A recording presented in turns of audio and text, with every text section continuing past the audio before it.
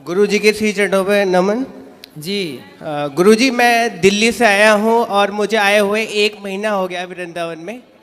गुरुजी, कारण ये रहा कि मेरी जो धर्मपत्नी है मेरे साथ में है। ये छोटी छोटी गुरुजी हर परिवार में छोटी छोटी बातें होती हैं और अपने घर बता देती है।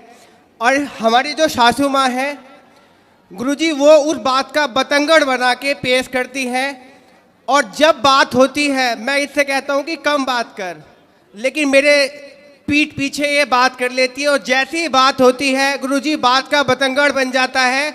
और गुरुजी, बात का बतंगड़ ऐसा बना कि एक दिन मेरे ससुराल पक्ष से पूरे के पूरे गुंडे लोग आए और गुरुजी मेरे घर में टीवी तोड़ गए, मुझे पीट गए। और गुरुजी मेरे सिस्टर के बारे में अनाप शनाप बक्के गए, मेरी फैमिलीज के बारे में अनाप शनाप बक्के गए। गुरुजी, मेरे पापा आर्मी से रिटायर्ड हैं, समाज में उनकी बहुत प्रतिष्ठा है, बहुत नाम है। गुरुजी, मेरी सारी इज्जत, मेरे पिताजी की इज्जत गुरुजी पानी में मिल गई। मैंने दिल्ली छोड़ दी और मैं कभी गुरुजी दिल्ली में अपनी शक्ल नहीं दिखा सकता। मैं पेशे से योग शिक्षक हूँ। मैंने दिल्ली में केंद्रीय विद्यालय में योग कराता हूँ। गुरुजी, मेरा सब बर्बाद हो चुका है, लेकिन मेरी धर्मपत्नी मेरे साथ है, इस बात का मुझे गर्व है। लेकिन गुरुजी, मुझे ऐसा लगता है कि अभी तो ये बात नहीं कर रही है, लेकिन जैसे ही एक दिन इसकी अपनी मम्मी से अभी भी बात होगी, वैसे ही कहीं ना कहीं ये झूठा मुकदमा, गुरुजी बहुत कोशिश करी इनके घर वालों ने इसको कन्वेंस करने की, झूठा केस कर दे। बात कराओ। राधे राधे गुरुजी। क्या नाम है आपका? नेहा। तो आप अपने पति को क्यों पिटवाना चाहती हो? मैंने नहीं पिटवाया इनको। फिर आपके ससुराल मायके वाले तो आके पीट गए इनको। कौन थे वे जो पीटने आए थे? कौन थे वो? क्या लगते थे आपके रिश्ते में? बताओ बताओ, उनको ही बताने दो। कौन थे वो? चाचा और पापा थे, आए तो बात करने के लिए थे। हाँ, फिर बताओ बताओ। गुरुजी, बात हुई, इसके चाचा ने मुझे फ़ोन किया और कह रहा नेहा से बात कराओ, आपने उसे मारा पीटा है। आप इनसे बात कराओ। बेटा देखो, पिता कब तक काम आएगा और चाचा कब तक काम आएंगे। तुम जरा जाके ससुराल अपने मायके में रहने लग जाओगी ना, तो 4 दिन बाद 10 दिन बाद तुम्हारी भौजाई, तुम्हारा भाई ताने मारने लग जाएगा। जी। बाप जब तक जिंदा है तब ठीक है, पर एक दिन मरना तो सबको ही पड़ता है। जी। फिर कौन सी भौजाई रह पाई अपने, कौन सी ननंद रह पाई आज तक अपनी भौजाई के पास कि तुम रह लोगी? तुम्हारा भाई है? जी गुरुजी। तो भौजाई के साथ सदा गुजार लोगी जीवन? ताने मारेगी तुम्हारी भौजाई, आ गई अपने पति की तो हो ना सकी तो मेरी हो जाएगी, ऐसा ना बोले तो कह देना। बेटा, नारी का पति ही सब कुछ है ना।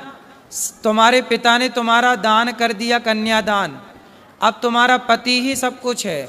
और पति को अपने मायके वालों से पिटवाओगी, यदि ऐसा कुछ हुआ तो बहुत गलत जाएगा मैसेज।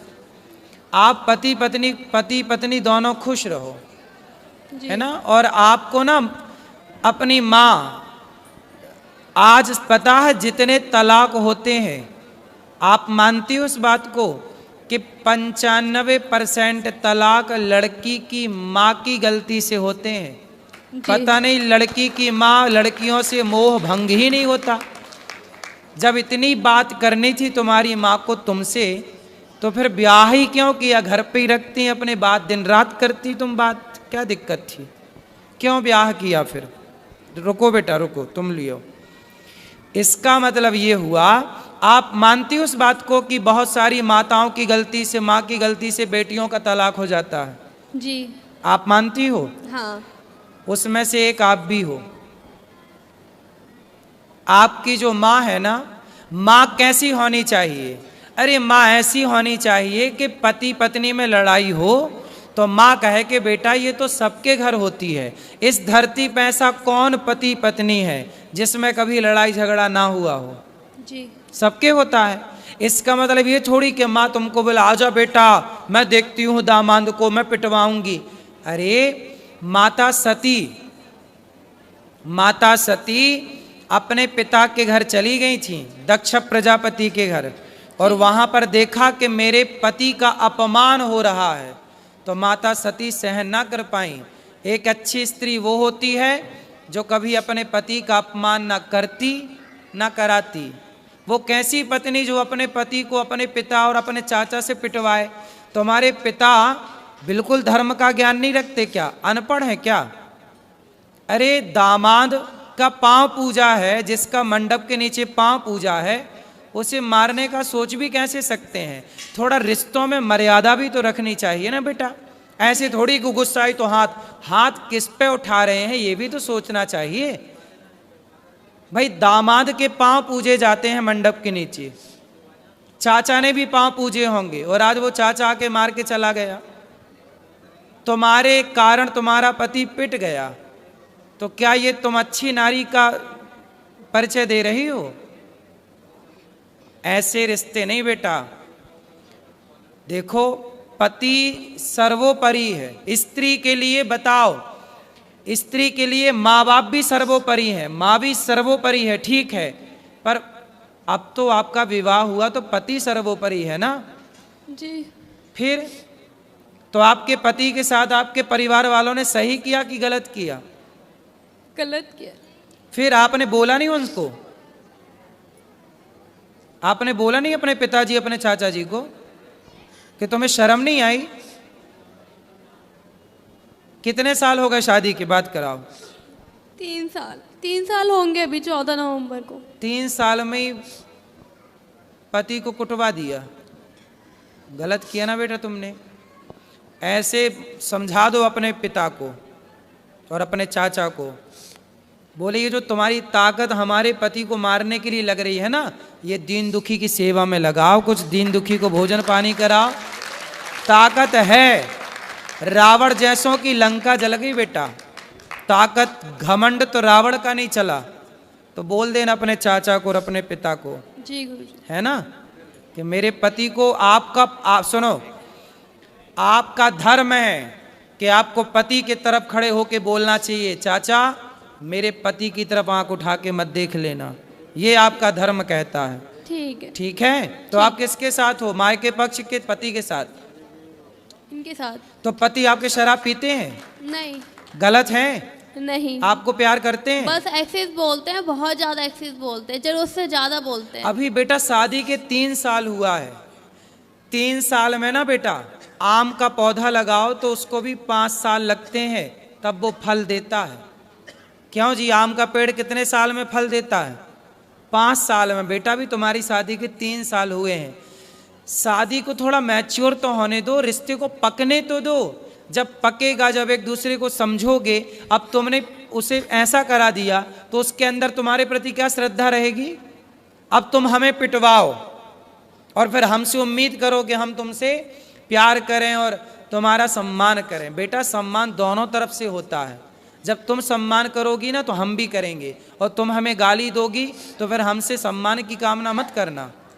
जी। ठीक है? गुरुजी एक बात और कहनी थी। और सुनो, तुम भी कितना बोलते हो, पत्नी को क्यों इतना उल्टा सीधा बोलते हो? गुरुजी मैं ऐसा कुछ नहीं बोलता, मैं बस ये बोलता हूँ कि बस अपनी मम्मी से उतना ही बात कर गुरुजी, मैं कभी जानने को मना नहीं माँ करता। से बात करती है बेटी, इसमें बुराई क्या है? माँ से तो हर बेटी बात करती है। और गुरुजी अभी मैं शादी के 3 साल हुए हैं, थोड़ा अभी तो उस घर से निकल कर इस घर में आई है, उसको भी तो थोड़ा मौका दो। गुरुजी कॉलोनी में ये बोलती है कि मैं हिजड़ा हूँ। कौन बोलता है? इसकी मम्मी, और हमारी बच्ची हो गई, पूरी कॉलोनी में ये बोलती है ये दवाई खा खा के। गुरुजी पता नहीं क्या क्या बोलती है। गुरुजी मेरे को इतनी शर्म आती है कि मैं गुरुजी बता नहीं सकता, आप पूछो गुरुजी। क्यों बात कराओ? तुम अपनी माँ को बताओ ना बेटा, है ना? तुम्हारी माँ ऐसा बोलती हिजड़ा है, ये सब नहीं बोलना बेटा। माँ को समझाओ कि माँ तुम अपना काम करो। गुरुजी मैं आपसे एक बात पूछना चाहती हूँ कि क्या कोई माँ बाप ये चाहेंगे मेरी लड़की का घर टूट जाए? बेटा, कोई माँ बाप नहीं चाहते गुरुजी। बेटा बहुत माँ बाप की गलती से ही टूटता है, ये क्यों नहीं सोच रही हो? नहीं, वो बात आपकी ठीक है, लेकिन वो नहीं चाहते। कुछ ऐसे रीजंस रहे हैं, कुछ ऐसी बातें रही हैं कि उनको ये स्टेप, मैं मानती हूँ कि ये चीज़ गलत थी, उनको नहीं करना चाहिए था, ये बहुत गलत था, लेकिन मुझे नहीं पता क्या सोच के उन्होंने ये किया। लेकिन आप इस बात से एग्री हो ना हो, 95% तलाक भारत में लड़कियों के माँ बाप की गलती दे दिया बेटी ने आपकी। मैं उसका फोन नहीं जान पाई, मैं सब चीज नहीं बता सकती यहाँ। कुछ बता दो। वो अपनी मर्जी से शादी कर लिए, मेरे से बात नहीं करती, बोलती तू जहर खा ले, फांसी लगा ले, तू मेरी मम्मी बनने का नाटक करती है, ऐसे करके मेरे को जो मुंह में आता है बोलती है। तो बेटा है आपका? बेटा नहीं मैं है? अपनी मम्मी के साथ रहती हूँ, मेरा कोई नहीं है सर। पति कहाँ है? वो तो बहुत पहले छूट गया है। बहुत सारा। कितनी बेटियां हैं आपकी? एक ही है। और बेटी साथ नहीं देती आपकी? मेरे से बात नहीं कर रही, 1 साल हो गया। कहाँ चली गई? किससे बात करती है? अभी छतरपुर बजना में रहती है। शादी हो गई? अपने मर्जी से करी है। मनमाने तरीके से ब्याह कर लिया? मेरे को कॉस्मेटिक सीखने जा रही हूँ करके रायपुर गई है, और उधर से क्या क्या की मेरे कुछ पता नहीं चला है। मेरे से बात भी नहीं कर रही है अब। तो अब बेटी, मैया देखो बेटी चली ही गई, बेटी बात नहीं कर रही है। अब बेटी के लिए रोने से अच्छा है कि ये आंसू भगवान की याद में बहाए जाएं। इसलिए हम कहते हैं कि बेटा बेटी से मन हटाओ, आज नहीं तो कल। मीरा जी क्या कहती है? मेरे तो गिरधर गोपाल दूसरो ना कोई, एक भगवान के सिवा कोई अपना नहीं है, ना बेटा ना बेटी। आपका कथा ही ये मेरे को बचाया, नहीं तो मैं, मेरे अंदर में इतना बड़ा तूफान आया था ना, मैं हर चीज नहीं बता सकती। परेशान ना होइए, बेटी अपना खुश रहे जहाँ है बस, लेकिन आप भगवान का चिंतन करिए और भगवान में मन लगाइए बस मेरी माँ के साथ रहती हूँ, मैं क्या करूँ बताइए ना। आप अपनी माँ के साथ हो? जी नहीं पा रही हूँ, न मर नहीं पा रही हूँ, मैं क्या करूँ। नहीं जियो, भगवान के लिए जियो। मर जाने से कोई समाधान, मर जाने से क्या होगा? जिंदगी भगवान ने दी है, बिंदास जियो। भगवान का बची सांसें, पूरा जीवन भगवान को समर्पित कर दो। एक बार बात उससे कर लीजिए, समझा दीजिए। कहाँ है? लाओ समझाएं। नंबर है उसका। अच्छा, फोन पे बात कर लेंगे। अच्छा, अभी हम बात कराना हमारी, समझाएंगे। पर क्या ना, दिल लगा गधी से तो परी किस काम की। ये छोरा छोरियों के चक्कर में पड़ने वाले छोरा ये अपना नाश करके ही लौटते हैं, ये किसी के समझाए नहीं समझते। रावण को रोग लगा प्रेम का किसी पराई औरत का, तो उसे समझा समझा के थक गए हनुमान जी, समझा समझा के थक गए अंगद जी, मंदोदरी थक गई, सब विनाश काले विपरीत बुद्धि। ये छोरा छोरियों में जब मन लग जाता है ना बेवजह चरित्रहीनता की ओर, तब फिर कोई समझाए फिर भी ले आना, हम बात करेंगे, कोशिश करेंगे, अपना प्रयास। नंबर है लड़का का। लड़का का? जहाँ रहती है ना वो लड़का का। अच्छा, उस लड़के से चलो बात कराना, हम बात करेंगे अभी। राधे राधे गुरुजी। राधे राधे। हम अरुणाचल प्रदेश से आए हैं और आपके दर्शन बहुत दिन से करना चाहते थे, नहीं होता था। आज मैं मेरे वहाँ से आए हैं, पति बैठाए हैं कि अब गुरुजी से प्रश्न उत्तरी करो, तो इसीलिए हम आए हैं।